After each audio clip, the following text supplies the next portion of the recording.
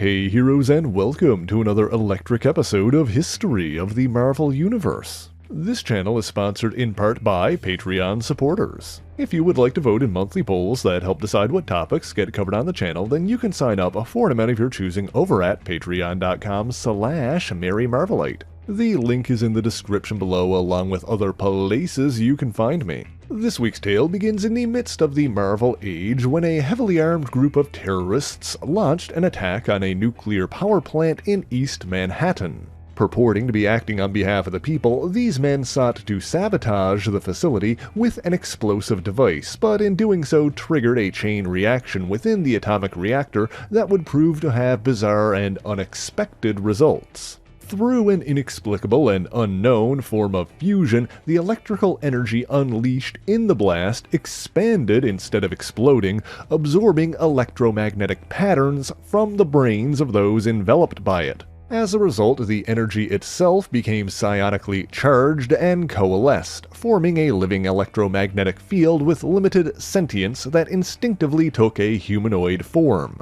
Possessing crude but human-level intellect and a rudimentary capacity for speech, this newborn creature dubbed itself Zzzax, and sought to improve itself by consuming the electrical energies of even more victims, starting with the nearby Con Ed workers. Now, as a living creature, Zzzax is interestingly unique. Its actual form is composed primarily of brightly luminescent yellow sparks that constantly emit a barely audible crackling sound. As a result, its body produces ozone that can be identified by smell. While its shape naturally mimics that of a human, including a face with 2 eyes and a mouth, neither are required for it to function, and it can presumably perceive its surroundings omnidirectionally.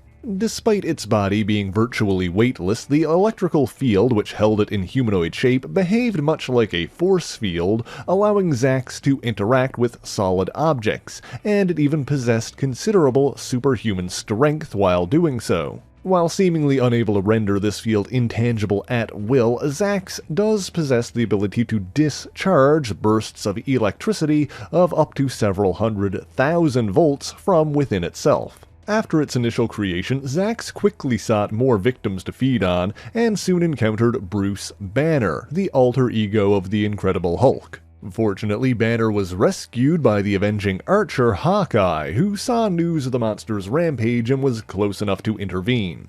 Clint's initial attempt to disrupt the creature's body with an electrical arrow proved ineffective, but he did provide enough of a distraction for Banner to transform into the Hulk and join the fray. Looking only to feed and having no interest in battling another monster, Zzzax attempted to slay the Hulk and escape, but the gamma-powered Goliath proved to be resilient. The fight between Hulk and Zzzax continued, with Hawkeye watching from the sidelines and waiting for an opportunity to strike. In the end, Clint realized that the creature's power was entirely self-contained, and fired an arrow that dragged a conducting wire through the creature, which landed in the river, causing Zzzax to short-circuit and dissipate into energy particles. These particles drifted into the upper atmosphere, but for the next part of our story we must turn our attention to a trio of scientists in Chicago, Illinois. After graduating from MIT, Stan Landers, Mark Revel, and Alexandria Knox founded Soul Star Research Limited.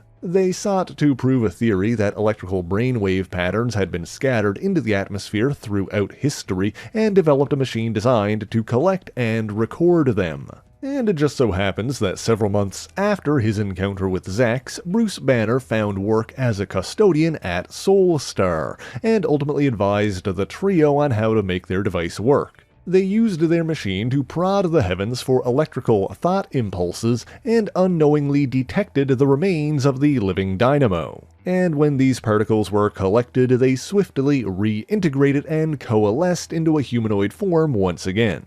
Struck by a piece of debris when the monster broke loose, Alex Knox was nearly consumed by it, but Stan Landers rushed in and pushed her to safety at the cost of his own life. Landers' body was completely disintegrated, while his psionic energy was absorbed by Zzzax. Of course, the stress of the situation caused Bruce Banner to transform into the Hulk and attack the monster. Affected by his victim's love for Alex, Zzzax abducted the female scientist and fled, while the Hulk pursued and continued the fight amidst a brewing thunderstorm. The third Soul Star partner, Mark Revel, followed in a helicopter and fired a silver spear affixed to a copper cord into the monster. When the chopper was then struck by a bolt of lightning, the sudden surge overloaded Zzzax, scattering his particles once again. Revel narrowly survived this risky plan by leaping from the helicopter in the nick of time and was caught by the Hulk before striking the ground.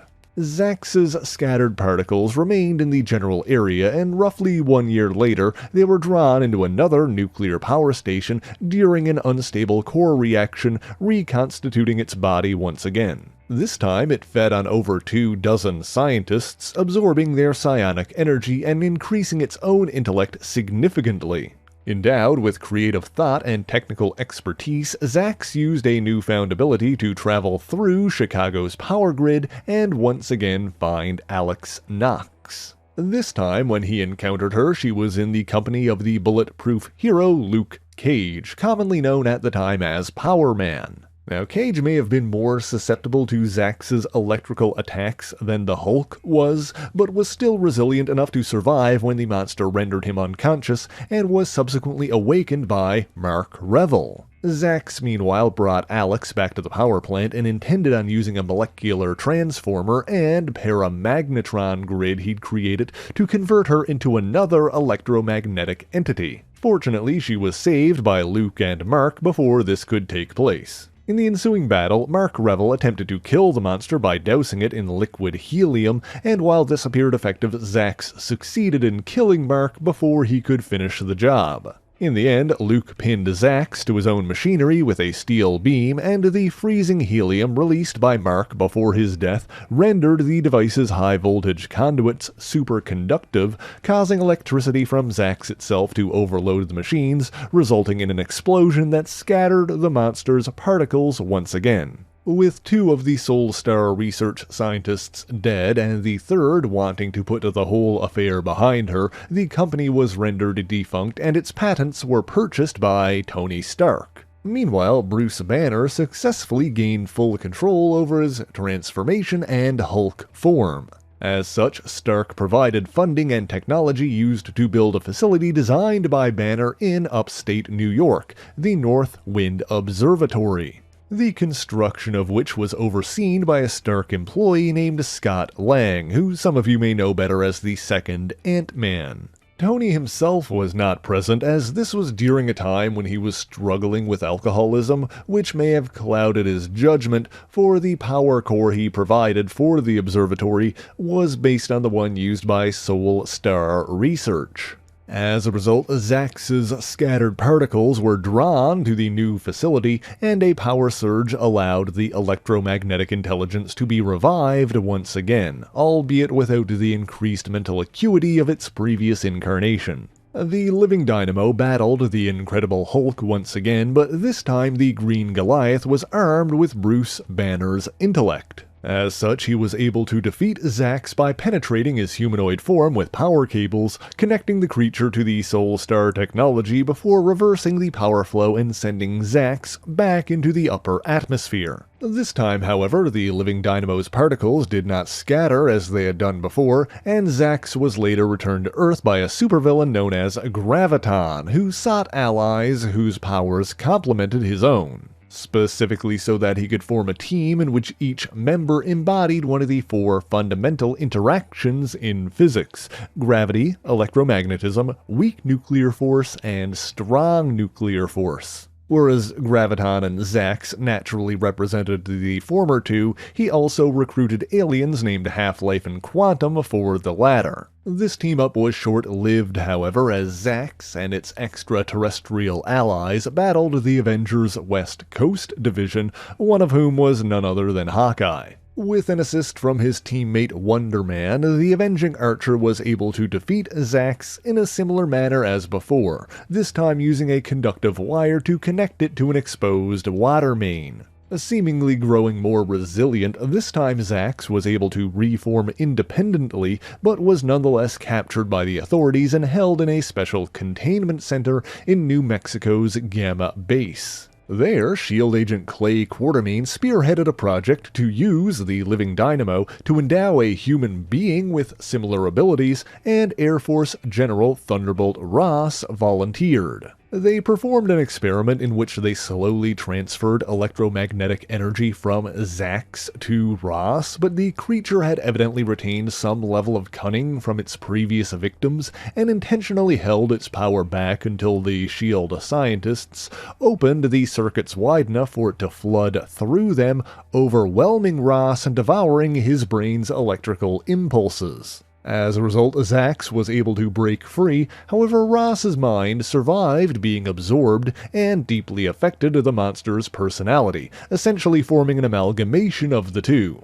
Spurred on by Ross's longtime enmity with the Hulk, Zzzax sought out their mutual foe. However, the Hulk they found was a transformed Rick Jones, a longtime ally of Bruce Banner who at the time had been recently endowed with a similar gamma-powered form. The ensuing battle spilled over into the small town of Minutia, New Mexico, and when innocent civilians were endangered by Zzzax, Ross's mind asserted a fuller control over the creature and fled into the atmosphere. Later, when Iron Man attempted an experiment to gather static electricity from the air, he inadvertently drew in Zzzax, empowering the creature enough to cast off Ross's influence. Initially, Iron Man attempted to trap Zzzax by absorbing it into his suit's power cells, but when the creature began to take control of his armor, he had no choice but to expel it. In the end, the armored Avenger defeated the electric monster by coating a metal cable in liquid nitrogen and trapping Zzzax within the conductive cord long enough to short-circuit and dissipate it once again.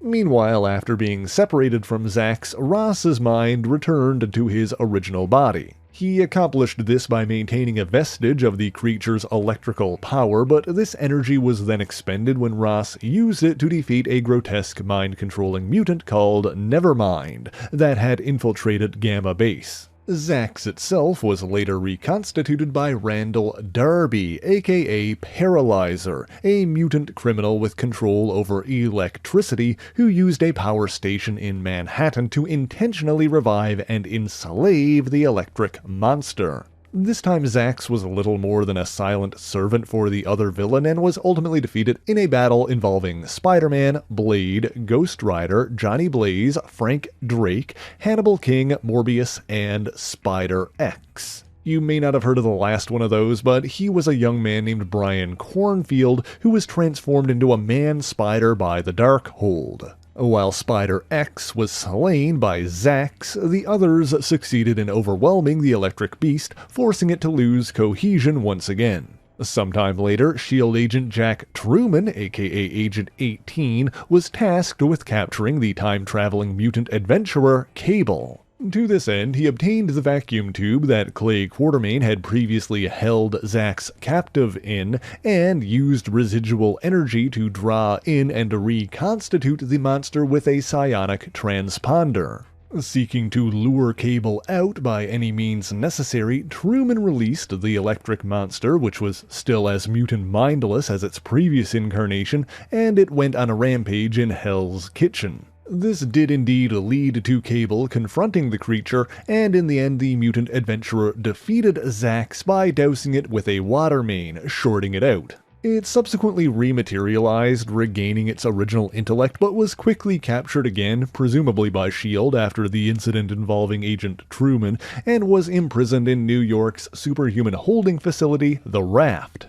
It remained there until another shocking supervillain, Electro, launched an attack on the prison and instigated a mass breakout.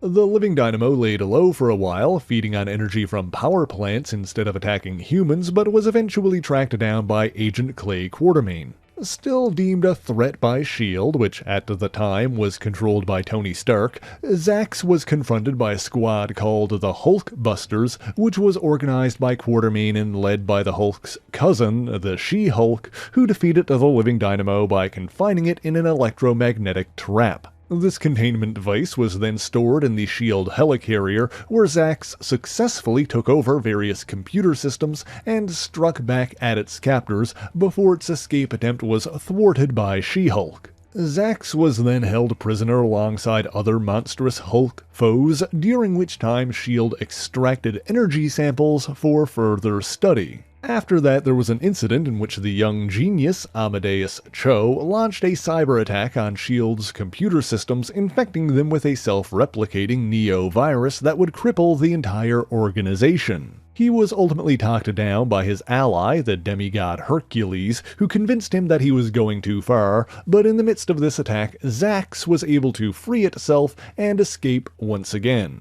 The Living Dynamo later tried to feed by attacking the Hoover Dam on the border of Arizona and Nevada, but this was during a time in which each U.S. state had a superhero team assigned to it, and so Zzzax was opposed by two such groups, the Desert Stars and the Heavy Hitters. One of the heroes present, the Two-Gun Kid, was aware of how Hawkeye had defeated Zzzax before, but was unable to coordinate the others well enough to replicate the results. Fortunately, the lizard-like Komodo was able to distract the electric monster long enough for her teammate, Hardball, to use his own electromagnetic abilities to manifest and enlarge an energy field inside Zzzax, disrupting it once again. Around the same time as all of this, S.H.I.E.L.D. actually was compromised and crippled when the shape-shifting alien Skrulls infiltrated the organization and infected all of Tony Stark's computer systems with an alien virus as part of their secret invasion.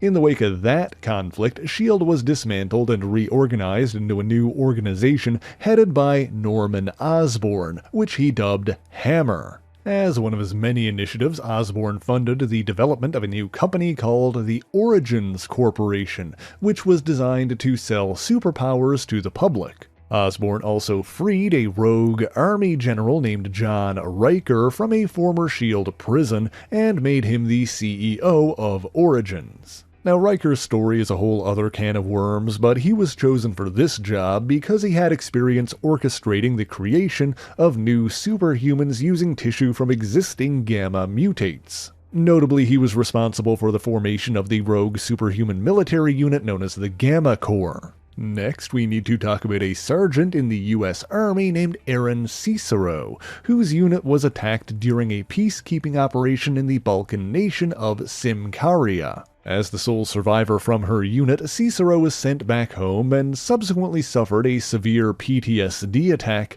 that caused her to kill her own husband and children.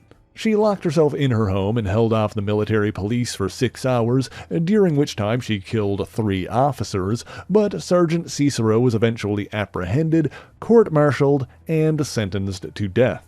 However, her life was saved by Osborn and Hammer, who falsified her execution so that she was believed dead. Then, using technology provided by Osborn and the Zzzax particle samples taken by S.H.I.E.L.D., Ryker and Origins endowed Cicero with electric powers, transforming her into a superhuman operative known as Axon. She was joined by 2 similarly empowered women, Aberration, who'd been implanted with DNA from the Abomination, and Morass, who'd gained the powers of the swamp creature known as the Glob. Collectively, these 3 women were known as Gamma Corps Black. As Axon, Cicero inherited many of Zzzax's abilities, but with a human mind in control, she didn't rely on absorbing others to maintain her intellect and could do things like turn intangible at will. That being said, she still needed to feed to survive, and unlike Zzzax, would grow weak if she went too long without regularly feeding on bioelectricity specifically.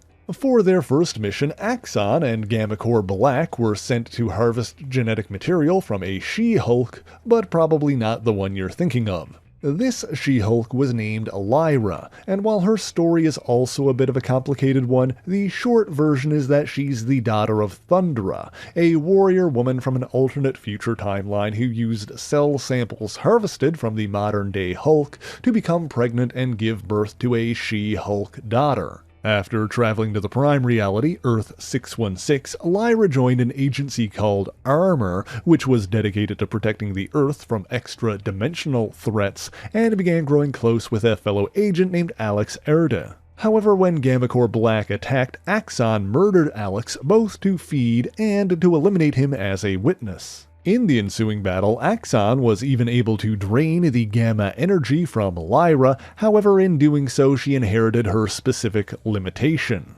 You see, unlike most Hulks, Lyra actually got physically weaker as she grew angry, and thus an infuriated Axon was forced to return this stolen energy. This left her drained of power and unable to keep fighting, but before Lyra could apprehend her, Axon's handlers from Origins activated a failsafe that terminated her remotely. Around the same time as Axon's death, Zzzax resurfaced in New Delhi, but this time was defeated by a team of mighty Avengers led by Hank Pym. Zzzax was arrested once again, but after Hammer was disbanded, some of their equipment was stolen by the insane bio-enhanced super genius Modok. Obtaining the creature and seeking to use it for his own purposes, Modok gained control of Zzzax and allowed it to feed from an electric wind field in Iowa. This time the Living Dynamo was opposed by a Red Hulk, who Zzzax quickly recognized as being Thunderbolt Ross. In the ensuing battle, Ross was able to use his previous cerebral connection with the creature to assert control of it and force it to attack Modok. In the end, however, Modok recaptured Zzzax and ensured that its psionic connection to Ross was severed. Not long after that, Modok used Zzzax in a battle against an army of Nazi mechs that had been unleashed by Cynthia Schmidt, the daughter of the Red Skull, and Kull Borson, aka the Serpent, the Asgardian god of fear. Sometime after that conflict, a team of Avengers came upon a group of similar electric creatures and presumed that Zzzax had somehow reproduced, although this is technically unconfirmed. It should be noted that there are other entities that this so-called Electric Legion could be related to, such as the Blips, an alien race that has visited Earth on more than one occasion, or the Energy Creatures of Erdile, a trio of similar beings that were once enslaved by the Collector Tenelir Tavan. I will also note that the sorcerer Dr. Druid has evidently posited a connection between the Blips and the Energy Creatures of Erdile, but we're getting off topic. In any event, the discovery of the Electric Legion happened during a time when several members of the X-Men were empowered by fragments of the Cosmic Phoenix Force and sought to use this power to spread peace and prosperity across the globe. As such, Colossus intervened and spoke with the Legion, making a deal in which the electric creatures agreed to function as a power grid for a large chunk of Eastern Europe, and they haven't been seen since. The original Zzzax later resurfaced yet again and launched an attack on Dubai, where he was opposed by a team of young heroes, the Champions. This battle went poorly for the heroes, and two of their members, Ms. Marvel and Viv Vision, were killed in the fight. Seeking to take advantage of this for his own purposes, the Hell Lord Mephisto appeared before two of the survivors, Amadeus Cho and the young Spider-Man, Miles Morales, and offered to turn back the clock for them and give them a do-over, with no strings attached and nothing given in return. Cho was naturally skeptical of the demon's offer, but a heartbroken Spider-Man agreed and used what he learned in the first attempt to guide the team to victory without losing any of their members. Zzzax was imprisoned once again and the day was seemingly saved, but Miles soon realized what trick the devil had played on him when he learned that a little girl he'd saved in the first attempt was killed in the do-over. The Living Dynamo eventually escaped again and later resurfaced in Dallas, Texas, where it was defeated by the Scarlet Witch, and as time goes on it'll probably continue to return and threaten humanity with its endless hunger for electricity. However, that is all I have for you today, and so thank you so much for watching this video. If you enjoyed it, be sure to leave a like, subscribe to the channel, and share it on your favorite social media. As always, the issues referenced in this video are listed in the description below if you would like to read them for yourself, as well as links to other places you can find me. Let me give a special shout out to all of my Patreon and Ko-fi supporters, Twitch subscribers, and YouTube members who help make the channel possible.